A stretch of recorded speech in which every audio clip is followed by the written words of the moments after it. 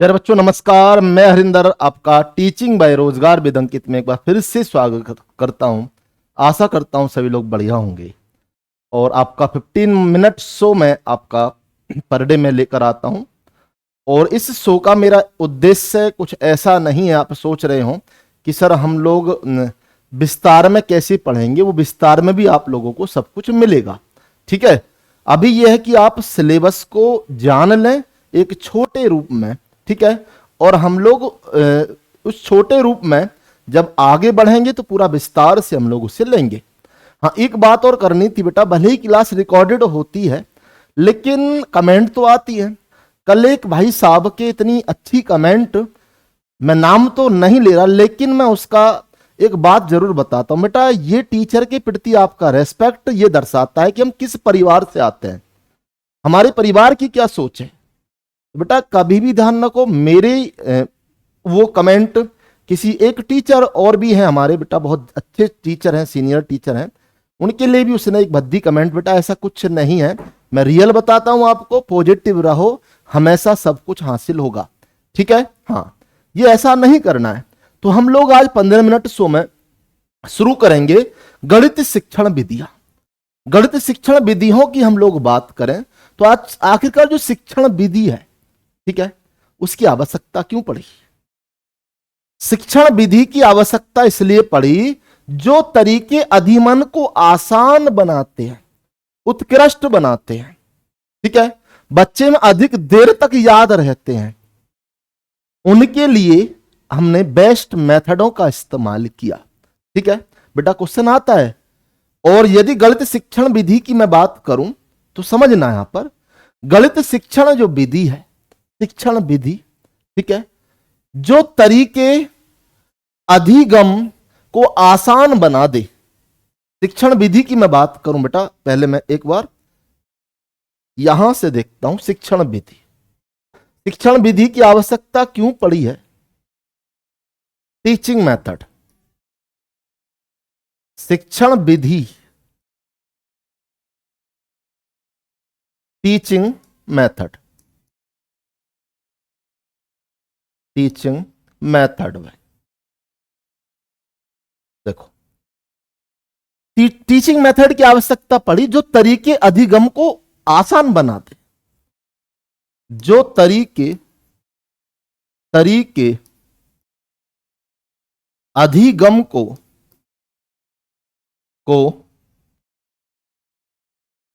आसान बना दे,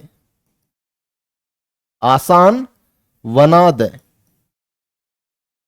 इजी बना दे। बेटा क्या बना दे, इजी बना दे, और उत्कृष्ट बना दे, बच्चे में अधिक तक याद हो, अधिक देर तक, उत्कृष्ट, उत्कृष्ट बना दे।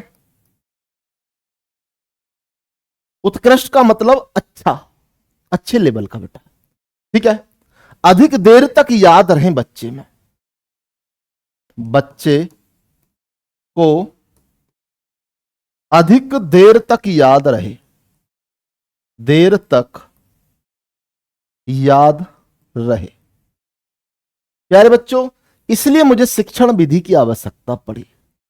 गेटिंग माई पॉइंट भाई, समझ पा रहे हैं आप मेरी बात को भाई, ठीक है। तो शिक्षण विधि जो तरीके अधिगम मतलब लर्निंग, लर्निंग मतलब अधिगम का मतलब सिखाना, सीखना बेटा। जो तरीके अधिगम को आसान बना दें, उत्कृष्ट बना दें, बच्चे को अधिक देर तक याद रहे, उसके लिए मुझे शिक्षण विधि की आवश्यकता हुई। अब बात हम टीचिंग मेथड की करें तो टीचिंग मेथड क्या डिसाइड करता है, बताओ। टीचिंग मेथड डिसाइड करता है,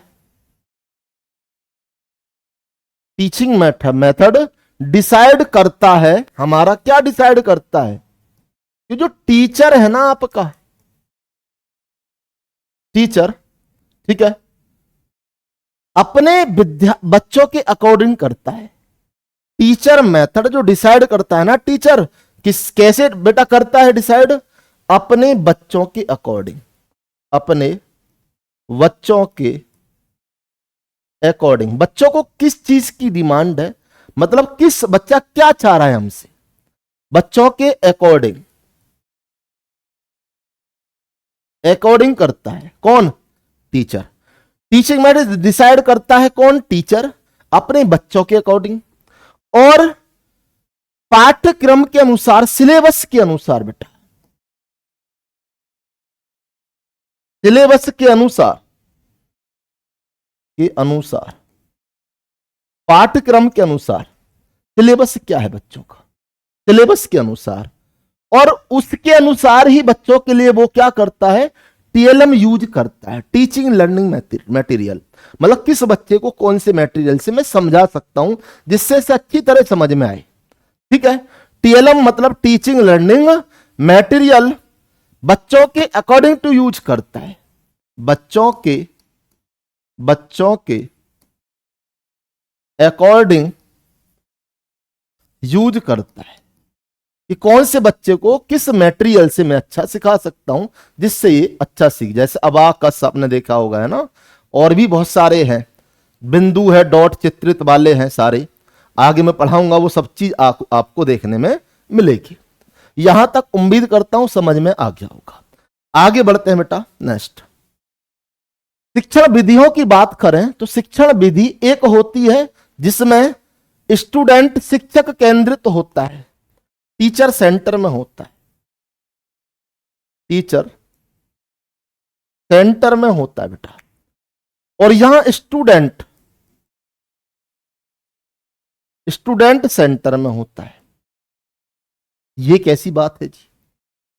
आपने ये क्या बात बता दी कि यहां टीचर सेंटर में होता है, यहां छात्र स्टूडेंट सेंटर में होता है। बेटा कैसे? जब टीचर बीच में होगा, स्टूडेंट इसके आदेशों का पालन कर रहे होंगे। बेटा टीचर बच्चे को यहां दबा रहा होगा, बच्चे को थोड़ा ना फ्री माइंड चाहिए। ठीक है, बच्चे को क्या चाहिए? फ्री माइंड चाहिए। तो इससे क्या हो रहा होगा? जब टीचर सेंटर में होगा, बच्चे साइड में होंगे, यहां टीचर एक तरफ है और बच्चे ग्रुप में हैं। यहां बच्चे क्या है? ग्रुपिंग के अंदर है। इससे क्या हो रहा होगा? इससे क्या हो रहा होगा बेटा? तो आप यहां देखेंगे छात्र यहां डिसिप्लिन में होते हैं। नहीं मानेगा डंडी बजा दूंगा तुझ में भाई। तुमने देखा होगा इस तरह का माहौल कब पैदा होता है? जब टीचर सेंटर में होता है। ठीक है जी, बच्चे को जबरदस्ती, तो यहां आप लोगों को पता है डिसिप्लिन में बच्चा होता है। जब बच्चा ज्यादा डिसिप्लिन में लाया जाएगा तो बच्चा बोरिंग महसूस करना शुरू कर देगा। प्यारे बच्चों, क्या करना शुरू कर देगा? बच्चा बोरिंग महसूस करना शुरू कर देगा। उसके बाद क्लोज एंडेड होता है, चुप बोलोगे तो डंडी बजाऊंगा तुम में भाई। ठीक है, जब डिसिप्लिन में लाया जा रहा बालक तो बोलोगे तो डंडी बजाऊंगा तुम में भाई। इसका मतलब क्या है? यहां क्लोज एंडेड है, रचनात्मक की कमी है। रचनात्मक की कमी का मतलब बेटा जो उसका क्रिएटिव माइंड है, उसका क्या है? क्रिएटिविटी जो उसकी है, क्रिएटिविटी जो है उसकी, ठीक है, उसमें कमी आ जाएगी। उसका माइंड तरह तरह की सोच से अलग हो जाएगा, क्रिएटिव उसके अंदर से खत्म हो जाएगी। ठीक है, यहां जब आप लोगों को बताया मैंने बेटा, क्या बताया कि जब यहां स्टूडेंट सेंटर में होता है, जब स्टूडेंट सेंटर में नहीं होता बेटा, हाँ स्टूडेंट सेंटर में होता है, टीचर साइड में होता है। ठीक है, तो यहां क्या हम लोगों को देखने को मिलता है भाई? प्यारे बच्चों, यहां हमें क्या देखने को मिलेगा?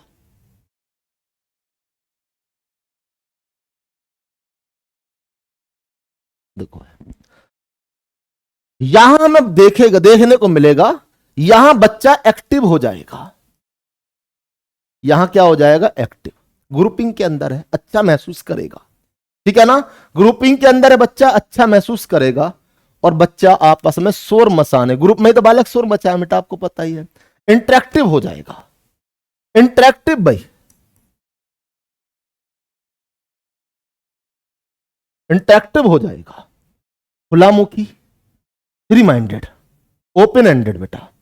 ठीक है, और तर्क चिंतन, तर्क मतलब रीजनेबल, और माइंड में उसके कोई ना कोई चिंतन चल रहा होगा।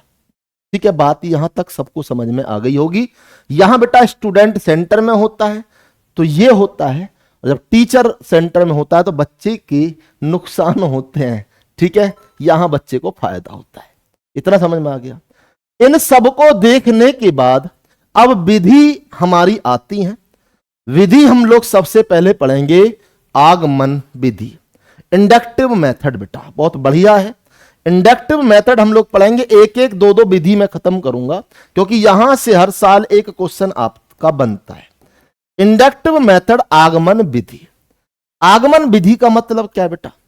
आगमन विधि में उदाहरण से नियम, एग्जाम्पल पहले और रूल बाद में। वो कैसे भाई? एग्जाम्पल पहले रूल बाद में। वो कैसे हुआ? ऐसे कि उस आपने कहा कि 2 के मल्टीपल के 2 जोड़कर मुझे तीसरा। बेटा तो अब एक बात बताओ, 2 का पहला मल्टीपल 2, फिर 4, ये मैंने जोड़ा तो तीसरा निकल के आया 6। बच्चे के दिमाग में आने लगी भाई ये भी सम है, ये भी सम है और ये भी सम है। यहां इवन था, ये भी इवन है, ये भी इवन है। तो यहां एक नियम बन गया किससे? एग्जाम्पल से। प्यारे बच्चों यहां एग्जाम्पल से एक नियम बन चुका है, रूल बन चुका है आगमन विधि में। हर साल बेटा एक क्वेश्चन आता है, ध्यान रखना। ठीक है, उसके बाद प्रत्यक्ष से प्रमाण, प्रत्यक्ष से डायरेक्ट टू प्रूव। यहां क्या होता है बेटा? डायरेक्ट से प्रूव बाद में किया जाता है, सिद्ध बाद में किया जाता है। पहले या नॉन होता है, अननोन बाद में। ज्ञात से नॉन, अननोन। ज्ञात से मेरे दोस्त अज्ञात की तरफ, विशेष से सामान्य तक। मतलब पहले हम लोग कुछ विशेष करेंगे, उसके बाद हम लोग सामान्य जनरलाइजेशन की तरफ जाएंगे। जनरलाइजेशन स्थूल, स्थूल से सूक्ष्म की तरफ। स्थूल है भैया, स्थूल से सूक्ष्म की तरफ। स्थूल का मतलब कॉन्क्रीट से एब्स्ट्रैक्ट की तरफ। कॉन्क्रीट, कॉन्क्रीट से एब्स्ट्रैक्ट किसकी तरफ बेटा? एब्स्ट्रैक्ट की तरफ। मतलब एक देसी भाषा में चलोगे, मूर्त से अमूर्त की तरफ। मूर्त से, ये तो आपने खूब शब्द सुने होंगे, अमूर्त की तरफ। ठीक है, ये किस में होता है ऐसा? आगमन विधि में होता है। प्यारे बच्चों उसके बाद आगमन विधि के स्टेप क्या होते हैं? आगमन विधि में पहले एग्जाम्पल होता है, एग्जाम्पल। फिर उसका आप निरीक्षण करेंगे कि सही भी है या गलत है। फिर उसका सामान्यकरण करेंगे, जनरलाइजेशन। और उस पर फिर क्या कर देंगे? परीक्षण, मतलब टेस्ट कर देंगे। परीक्षण मतलब क्या कर देंगे बेटा? टेस्ट कर देंगे। ये इसके स्टेप होते हैं किसके? आगमन विधि के। आगमन विधि, निगमन विधि और प्राकलन विधि, भाई प्रयोगशाला विधि, ये सब मैं पढ़ाऊंगा आराम से। पहले एक एक विधि हम लोग समझते चलेंगे। ऐसा नहीं 15 मिनट की क्लास है तो बाकी वैसे ही चलेगा। अब बेटा इसके गुण क्या होते हैं, प्रॉपर्टी क्या होती है आगमन विधि में? ये तर्क पर आधारित होती है, लॉजिकल होती है। ये चिंतन होती है इसके अंदर बेटा, चिंतन, उत्पाद, सोच कर उत्पाद बनाना। स्थायी ज्ञान होता है इसमें, मनोवैज्ञानिक साइकोलॉजिकल होती है, साइकोलॉजिकल होती है बेटा। ठीक है, कौन? आगमन विधि। लॉजिक लगाना शुरू कर देता है बच्चा, चिंतन सोचना शुरू कर देता है, स्टेबल हो जाता है उसके दिमाग में, ज्ञान रुकने शुरू कर देता है दिमाग में, और वो साइकोलॉजिकल होता है बेटा। दोष क्या है इसके? इसमें समय अधिक लगता है। और एक ये अमोवैज्ञानिक होती है, यहां आप लिख सकते हैं। ये शब्द आपको पेपर में मिला है और बच्चे इसे समझ ना पाए बेटा। इसमें इन शब्दों का तो खेल ही है पेडागोजी में। वैज्ञानिक, अमोवैज्ञानिक का मतलब क्या? सूत्र याद करना, सिद्ध नहीं करना। बच्चा क्या करता है? सूत्र याद करता है, सूत्र याद करना, सिद्ध नहीं करना, सिद्ध नहीं करना, प्रूव नहीं करना। ये इसका एक दोष है। ठीक है, ये इसके अंदर मेरे दोस्तों दोष है। तो ये हमारी आज आगमन विधि शिक्षण की विधि में मैंने कराई। कल बेटा 15 मिनट शो में निगमन विधि और विश्लेषण विधि, प्राकलन विधि, प्रयोगशाला विधि, ये सभी करानी है। एक एक करके मैं पहले उन्हीं टॉपिकों को ले रहा हूं जो आपके एग्जाम में ज्यादा आते हैं। कोई बात समझ में ना आए तो आप कमेंट करेंगे। बेटा मैंने अभी बता दिया, जो भद्दी कमेंट करता है वो अपने परिवार को दर्शाता है टीचर के प्रति। अन्य टीचर तो बहुत सम्मानित पद होता है बेटा, स्टूडेंट के साथ उसका बहुत अच्छा संबंध होता है। प्यारे बच्चों, मिलेंगे कल हम लोग। आज यहीं समाप्त कर दे रहे दोस्तों। बहुत बहुत धन्यवाद। Thank you.